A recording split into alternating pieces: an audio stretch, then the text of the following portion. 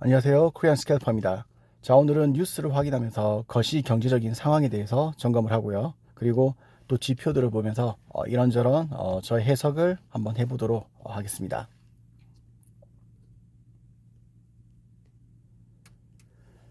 자, 먼저 오랜만에 뉴스 분석을 한번 하도록 하겠습니다. 자, 먼저 금리 충격으로 집값이 모두 꺾였다라고 나와 있네요. 그래서 아마도 지금 현재도 제가 저는 이제 사실 지방에 지금 거주 중이기 때문에 서울 쪽은 잘 모르고 있고요. 그렇다 하더라도 대충 뉴스를 본다라든지 이렇게 어플들을 보면 좀 느낌을 알 수가 있는데 강남이 쪽은 아마 크게 꺾이지 않았을 거예요. 왜냐하면 아직까지 한국에 있는 부동산에는 충격이 오지 않은 상태로 보시면 됩니다. 예를 들면은 이제 주식이라든지 현금화가 좀 빠른 주식이라든지 그리고 가상화폐 쪽으로는 이렇게 현금화가 많이 쏠렸지만 지금 부동산 같은 경우는 저희 우리나라에서는 굉장히 안전자산으로 보고 있죠. 그러다 보니까 이게 마지막까지 좀 지켜야 되고 그리고 또 사실 거주할 수 있는 곳이기 때문에 그리고 또 저희가 학습 효과가 있죠. 이러다가 나중에 결과적으로는 우상향한다라는 그런 믿음이 있기 때문에 이렇게 금방 내놓지가 않는 거죠. 근데 다만 외곽시부터 아마 서서히 떨어질 겁니다. 그리고 떨어지는 건 사실은 조금씩 진행이 되고 있었고요. 피크는 저는 사실은 작년 11월 정도로 보고 있습니다. 11월에 저도 많은 거의 뭐 제 자본의 거의 한 90% 정도를 현금화를 했다가 다시 들어가고 있는데 그런 걸 봤을 때 아직 그 부산 집값은 충격이 왔다고 보기에는 좀 힘들어요.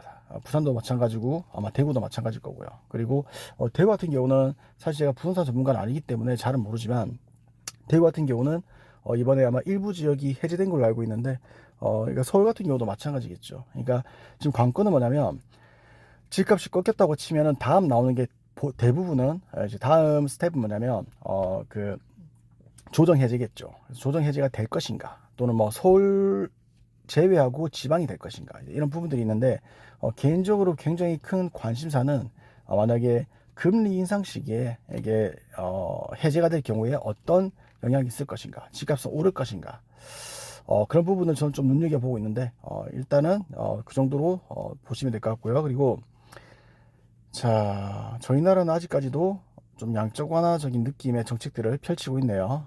이게 굉장히 위험한 건데, 사실 저는 국내 경제 상황은 크게 관심이 없기 때문에, 다만, 이렇게 원금을 좀 내는 걸 밀어주는 것 정도는, 뭐 크게 반대할 이유는 없지만, 이게 뭐 탕감을 해준다 이런 거는 사실 일종의 양적 완화적인 기조이기 때문에 지금 세계적 추세와는 맞지가 않는 거죠. 그래서 이게 외국인 자본 이탈까지 이야기를 하진 않겠지만 이런 것들이 정책들이 쌓이고 쌓인다면 또 그거는 모르는 일이기 때문에 조금 지켜봐야 될 일인 거 이슈라고 보고요. 자, 그리고 페드가 이번 금리 인상을 0.75로 하느냐 1%로 하느냐 이번에 뭐 블라드라든지 좀 강경하신 그 페드 위원들께서 0.75를 지지한다라고 했죠. 0.75 같은 경우는 이미 시장에 반영이 되었다고 보시면 될 것 같습니다. 관건은 1%로 가느냐, 이제 1%를 지지하지 않고 강경한데도 불구하고요. 그러니까 매파라고 할 수 있겠죠. 매파 성향의 분들이 1%보다는 0.75를 지지한다라고 하니까 이게 좀 좋게 시장에서 받아들여서 좀 반등을 하는 그런 모습을 보이고 있는데요. 글쎄요, 저 개인적으로는 글쎄요, 깜짝 인상으로 1%, 그러니까 말 그대로 조금 뒤통수를 치는 모습일 수도 있지만 일단 물가를 잡겠다라는 의지가 굉장히 강해요.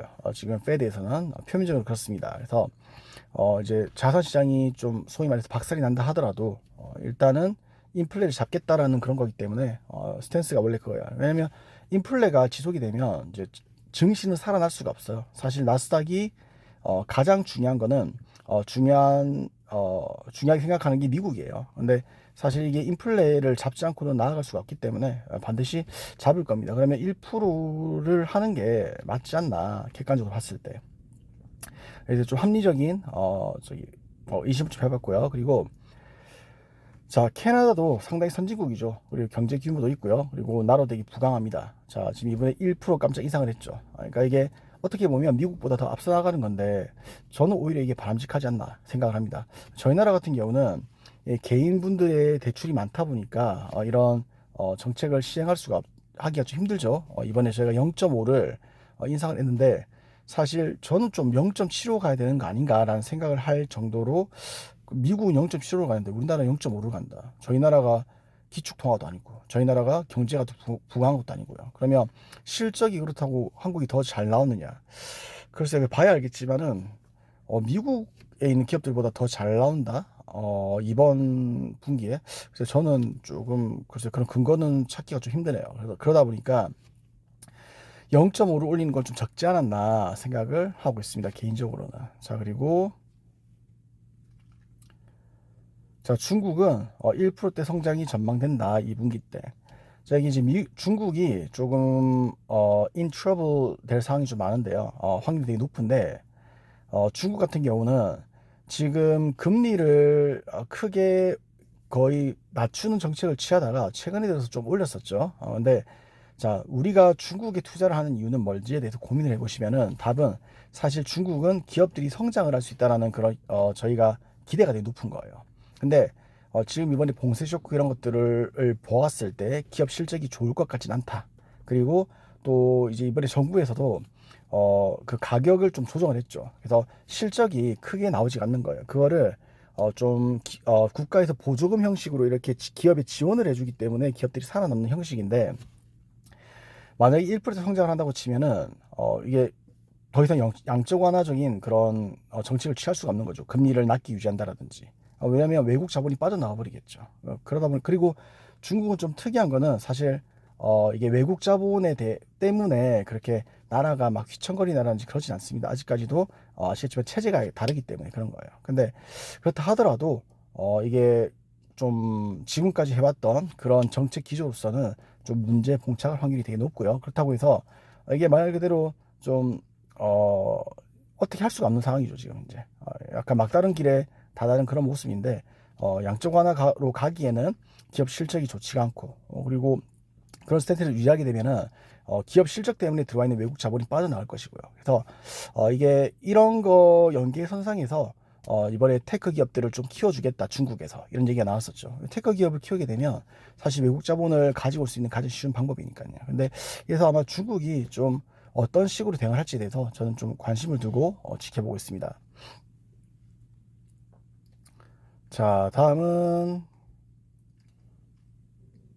네, 뭐 당연히 환율이 높으니까 이제 외국 기관들은 지금쯤 되면은 분할 매수를 하려고 들어올 수도 있겠죠. 사실 뭐 기관들이 단타치로 들어오지 않죠, 이렇게. 물론 수익 매매도 가능하겠지만 규모에 따라 가지고요. 지금은 사실은 분할 매수하는 그런 구간이기 때문에 아마 1320원이니까 1320원부터 좀 밴드를 높게 잡으면은 한 1400원까지도 이렇게 분할 매수로 들어오지 않을까 생각이 되고 있습니다.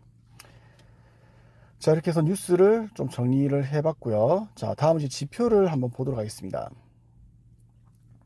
자, 가장 요즘 제가 자세히 보고 있는 게 달러 지수인데요. 관심을 두고 있고요.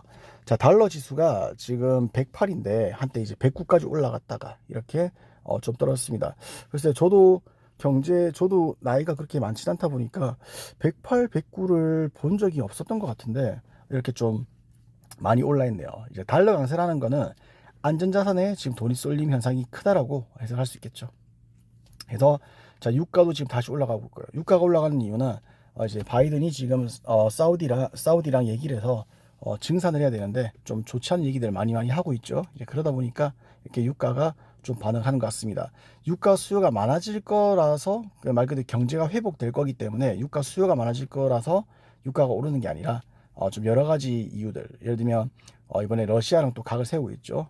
러시아도 마찬가지고요. 그리고 또 아까 말했지만은 그 증산 얘기도 지금 좀 흐지부지 될 확률이 되게 높기 때문에 유가가 이렇게 좀 오르고 있고요.